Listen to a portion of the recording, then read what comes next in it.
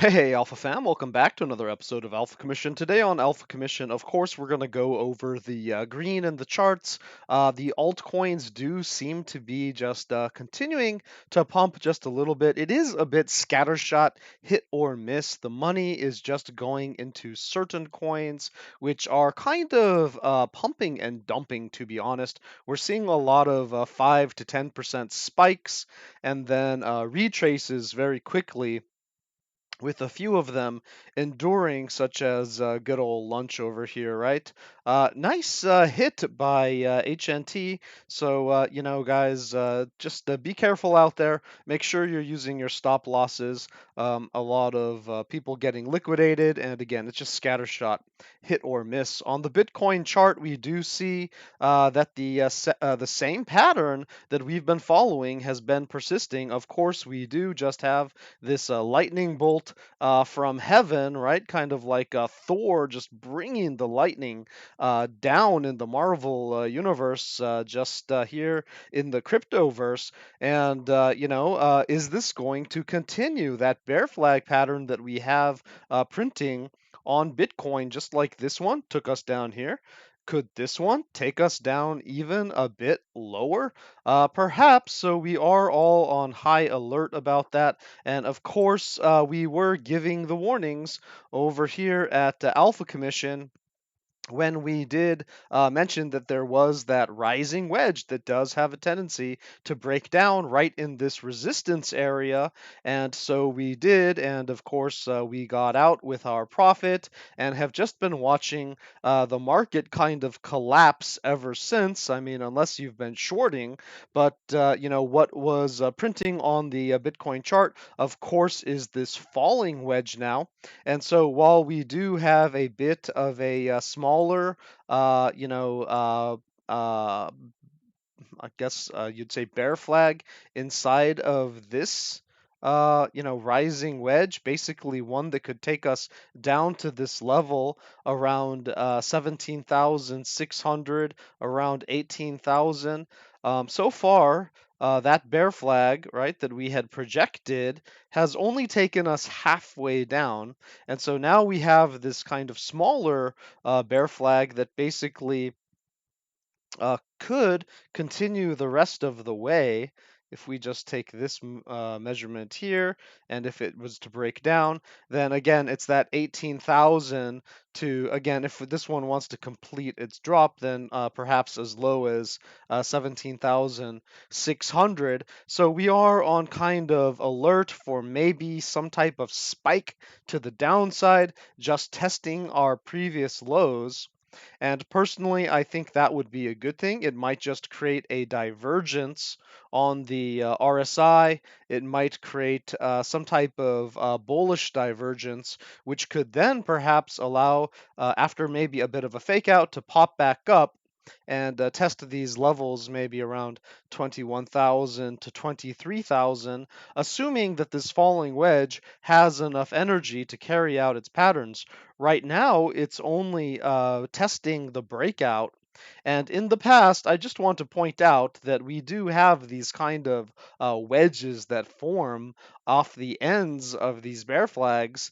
And all I can say is that in the past, they have not ended well, okay, Alpha Fam? So this formation may have a 70% chance of breaking to the upside, which is really great odds if you're trading.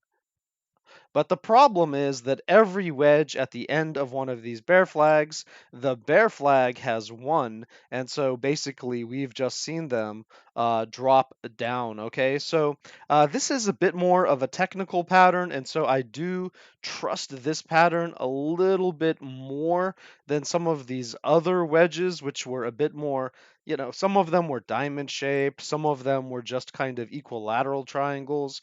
And so there really, is something a little bit more special about what we're seeing on the charts with Bitcoin. And of course, you can see I have updated our momentum zones, and basically, price action is preserving momentum. So nothing too terrible here. We do see that if, as long as we stay in this area above 19,000. 740-ish that we basically have preserved our daily momentum for one more day. But we are quite a ways away from being macro bullish, okay? So, in order to be anywhere near consideration for macro bullish, you would want to get ahead of 21,000 and then secure 22,000 as soon as possible. And since since there is so much weakness in the charts right now, if we do have a fake out to the downside, if that bear flag does carry out, that's just not going to be a good look for Bitcoin. It's going to lose all of its daily momentum. It's going to be even further away from that weekly momentum that it needs to capture in order to be bullish. And so, we really don't know where this market could take it to the downside. But so far, we are just hanging on by a thread to Bitcoin's daily momentum zones. And this is a dynamic zone. It will be updated daily. But in general, if you skip a day, the region stays pretty similar. And that's just as opposed to using these support and resistances. Because this is a dynamic zone, you can be a little bit more secure about where you are in any one particular trade. You'll have to, of course, look at it um, at the time that you're trading. But as for the time being, we are holding above that. And if we hold above it by the end of the day tomorrow, then Bitcoin will have lived another day bullishly. Just very, very weak, very weak. Okay, and then if we look at Ethereum, we have something very similar going on where Ethereum is basically just holding on to its the top of its momentum zone right here on the daily, but it still has not had the energy to push up to its weekly momentum zone. It's these bullish EMAs that it needs to take out in order to have any hope whatsoever of reversing on the macro, right, on the bigger time frames. But we are still seeing this rising wedge pattern, which could take Ethereum up to $2,000, or hopefully at least 17. Pardon me, yeah, $2,000, and at least hopefully 1750. But you do see this wick to the upside, and that was a very pathetic attempt. If that was Ethereum's, uh, you know, uh, uh, descending wedge breakout to the upside, then that was just pathetic, to be honest. So I do consider this still to just be a retest of the breakout, and we will want to see what Ethereum can do. Because if it gets rejected here again, like we should be looking towards these lower levels because it's just getting rejected off of its macro momentum zones. So, guys, let's go over to Bitcoin's CME chart. Here on the CME chart, I'm actually starting to monitor it on log scale. Just because I think there's like interesting patterns that are being put in there. You can't see that there's this. Well, I don't think this one is that sincere over here. Just taking a look. The key point about this one is that it was parallel to this line. And so I just put it up to the top of this chart. And what you could see is that we had a perfect touch here, and then it actually perfectly bounced off of it. So I'm just leaving that there, just conceptually. And then with this diagonal here, you can see that we did have a breakout to the upside. Again, this is on log chart, right? And so we had a breakout of that downtrend on log, and that actually carried up to a new level, essentially, where we played with the resistance of this that had been rejected multiple times on the professional exchange until we broke back down. And kind of validating this line, it actually held that line as support, and that wick started to have more meaning. That wick back in May had significantly more meaning in that it actually tapped that line as well. And so then it did find security on that line. And then what are we doing? We're basically creating a wedge here, which if we did break down, we might expect that it would break down back into this area. And the bottom of this line, at least on the log scale, it would be somewhere around 12,000. $500, $12,600, with perhaps some wicking down to the $11,000 zone. So if we did have just a capitulation, um, moment where this descending wedge doesn't break to the upside, again, it has a 70% chance of breaking to the upside.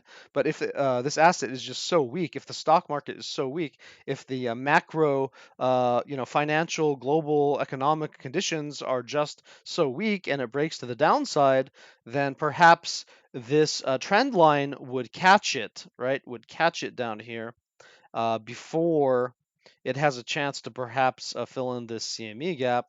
Of course, it could always work its way down, but we'll just keep monitoring this. I just like looking at different chart views. So this is the logarithmic scale. But more importantly, we can see the momentum zones at which the CME, Bitcoin CME chart, we are in the middle of that momentum zone on the daily for Bitcoin. So again, Bitcoin just hanging on by a thread, even on the professional charts, and nowhere near where it needs to be to have any type of potential for bullishness on the macro, just a far away. And if we do break down, it will be even further, right? Going over to Ethereum CME, again, these are the professional uh, charts which basically close on weekends, nights, and holidays. We can see where the CME chart for Ethereum closed. Again, it's in that daily momentum zone where it's just hanging out in the middle, and we're not in danger of losing it per se, but we are not bullishly above it or anything. And the interesting thing about Ethereum's CME chart is that its weekly EMAs, basically the momentum we need to capture on the weekly to have the potential for a bullish look, um, it's basically overlapping with the daily. And so if Ethereum did capture the top of its momentum zone, it could potentially even signal a macro turnaround. So this hard rejection that it got basically at the top of that momentum zone, you see this wick right here that just kind of like dropped straight down after it tapped it within 1 day. Um, that's not a good look, right? Because you see what happens when we put in those type of wicks. Yeah, you can go sideways or something, but maybe we're just going to have a dump and lose this momentum. So typically, this isn't a candle that you just, go reverse and, full speed ahead on. Usually, there's some type of a sideways action. So anyway, we have to follow up with CME next week. So that's just your brief overview of where Bitcoin and Ethereum left off on Friday on the professional exchanges. Of course, Monday is a holiday, so these won't be updated until, well, they won't be properly updated, let me say, until Tuesday. Let's go ahead and take a look at stocks. Of course, these are the continuous contracts, so they are just continuing to chart. But what you can see is that we did get a bit of a double bottom on the pardon me, this is futures, not continuous. This is futures, and we did get a double bottom on the second there. So we'll be looking forward to the next one on the 6th, right, when it reopens. But that double bottom did have a bit of a bounce to it, which could indicate potentially that we were trying to put in a little bit of a bottom here. It's just this is a pretty heavy downtrend and a pretty heavy candle. And we also do seem to have some type of retesting of, pardon me, I'm on log here, sorry about that. We do have some type of retesting of this resistance right here, this thin gray line. Not sure if you can see it. And so we did just bounce up to this kind of mid-channel resistance, and then we got slapped down. So even though we attempted to bounce, we got rejected pretty fast, and we got rejected from our daily momentum zone, which isn't a good thing. So we are well under momentum on the NASDAQ 100, and in order to have any hope of bullishness, we do have to recapture this $12,700 area and kind of a break to the upside. So we're a bit of a ways away from that, and the NASDAQ 100 just looks pretty bad. As for the S&P futures, basically the same story here, just kind of double bottoming and then bouncing up. Basically. Uh, Sorry about this. This line isn't correct, but basically retesting this mid channel right here. We did reject hard from it, and so we're just gonna have to wait for next week to see how this plays out. The purpose of this yellow line here is just to project a possible downtrend path if we do continue to the downside. Let's see, of course, for stocks, there's a holiday on Monday, so we should be waiting for that. Let's go ahead and go over to CRV, Curve Dow over here. You can see in the context of the day that we are just below our MACD daily continuation. So this could suggest some continuing to, pull back on CRV. We'll really want to get ahead of that $7 area in order to have any chance for momentum to the upside on the daily there. And then if you want to really have the potential for a nice weekly push, then you really should get above $1.15, kind of take out this high over here, and that'll get you ahead of your weekly 9 EMA, which could indicate some potential for bullishness in a longer period of time as opposed to these shorter trades, which the daily momentum is indicating. So right now we're just a little bit lower than what I'd like to see, and I'd rather us to be back up into this zone for any type of day trades, and then for longer trades above $1.15. For ADA is a much different story. ADA is kind of the success story over here. Not only is it above the daily, momentum threshold for the MACD to continue rising, but it's basically skyrocketing above it. And we also have ADA approaching its weekly 9, which means that ADA has the potential for a bullish look coming up. And while it could get hard rejected here, this is a good spot to start taking some profit, because if we go to the weekly and if we throw on our EMAs, you can see that if we do get rejected at the 9, um, that would be quite bearish. Getting accepted on the weekly 9 would be quite bullish, but getting rejected by the weekly 9 would be quite bearish, at least for the longer term. And we have struggled in this area. If we go back to the daily, we have struggled in this area before. You can see this wick here. You can see a bunch of wicks right here, just getting rejected. You can see we've bounced off of that area before. So this line here around 50 cents has been pretty significant for ADA.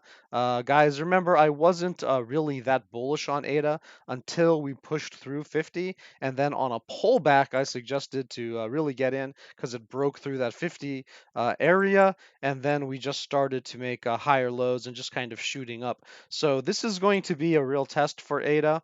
The measured move for ADA on the, good old descending wedge that we have here is basically 56 cents ish, right? So, if it could push up there, then that'd be great. I think that we did suggest that ADA looked more bullish because it was ahead of its momentum line, and it also secured its support bullishly, whereas many other coins were kind of shrugging off to the side, sort of like what Bitcoin is doing, ADA was able to capture its support, and then you really saw it launch off. And so that was really the key. That momentum area was really the key to where we wanted to enter. And so that was a good 9% to 10% push. So ADA outperforming the market over here, which isn't something that we say too often. If we do look at ADA's daily EMAs, you can see that it had a squeeze play on the EMA, and so that's squeezed up to the upside. So again, it doesn't matter really if you're using support and resistance or if you're using momentum or whatnot. You can be using EMAs, and you can see like this potential bullishness here. And this is just my preferred way of doing it. You can also guess that from the pattern. So all of those things did align in the right direction for ADA, and then we did get that nice 10% squeeze to the upside. Again, we are in that zone where there are frequent rejections around that 50 cents, and of course, many coins are struggling to break into their weekly nines, and so that could be end up being a hard rejection. We'll have to find out, right? But overall, ADA is looking good. And if you did want to take some profit, I don't think anyone would blame you after that 10% pump when everything else is just looking pretty lackluster. Let's go ahead and move to Kadena. Kadena here, you can see, is a totally different story than ADA, which is really sad because we love Kadena over here at Alpha Commission. And what you can see is that not only is Kadena underneath its daily 9, it's underneath its daily 4, and this is just a really pathetic look by ADA. ADA should not, pardon me, by Kadena. Kadena should not be doing this. In fact, this looks like, I mean, it's almost creating a distribution wedge down here, which could easily break to the downside as buyers, potentially could get exhausted. We are seeing these levels just kind of hold, but you do see sellers kind of increasing. So something needs to give, something needs to break, and Kadena just not getting it done. You can compare to what ADA has done over here, and look, ADA, I mean, this has just gone full Vitalik on us, man. And you can see that Kadena is just flopping down and refusing to show any signs of bullishness. The one saving grace that Kadena does have is that it is just barely above its MACD continuation to the upside momentum zone. So what we really don't want to break, we don't want to get under $1.54 because then Kadena will essentially have lost this support level, and it will also have lost its daily momentum. So prayers for Kadena. It really is trying its best. It's just struggling to hold on. And if it is able to get a bounce and hold on to the zone for until the end of tomorrow, then it'll have another chance to try to play with this range, perhaps up to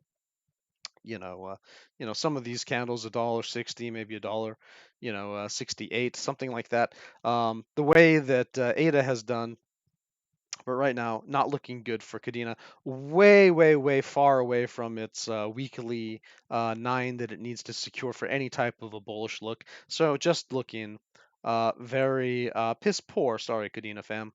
I love Kadena.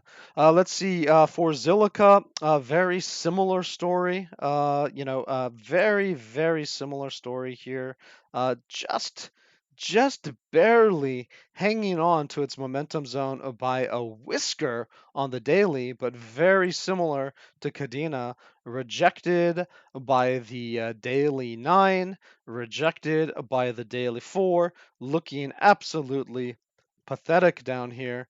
And if it can just barely hang on to this zone, I mean, it is literally tapping it right now. If it can just barely hang on to this zone for another day, then it can save itself and try to do something like what Ada did, but it's just very much struggling for that, very much struggling. And same story as Kadena. Zilica just way far away from its weekly 9, so no chance at macro bullishness right now.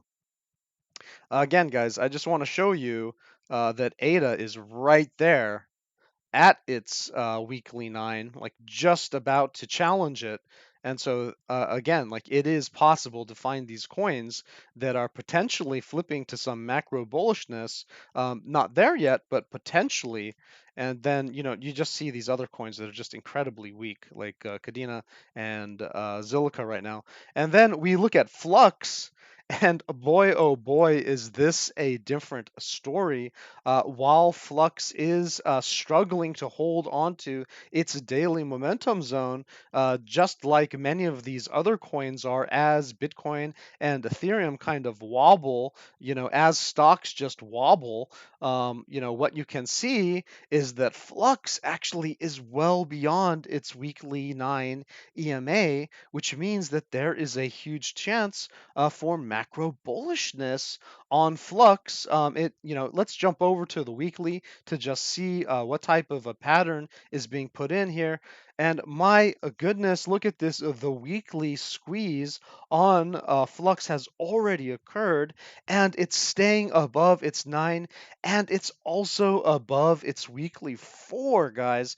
That is a brilliant position by Flux, and we could see Flux come all the way down to 88 cents or even down to 84 cents, and it's still gonna retain bullishness, okay? Like there's nothing wrong with Flux playing around with this area the way that it's been playing around with, because in contrast to many of the other coins that we've looked at, this is the most bullish chart of the day, and it's just doing amazing things. So if you guys think that I've been too hard on some other coins, just understand that I'm being as fair as I can be, and the chart doesn't lie. Like it just tells me what's going on, and what's going on is that Flux is very bullish, whereas most of the other coins are just lackluster.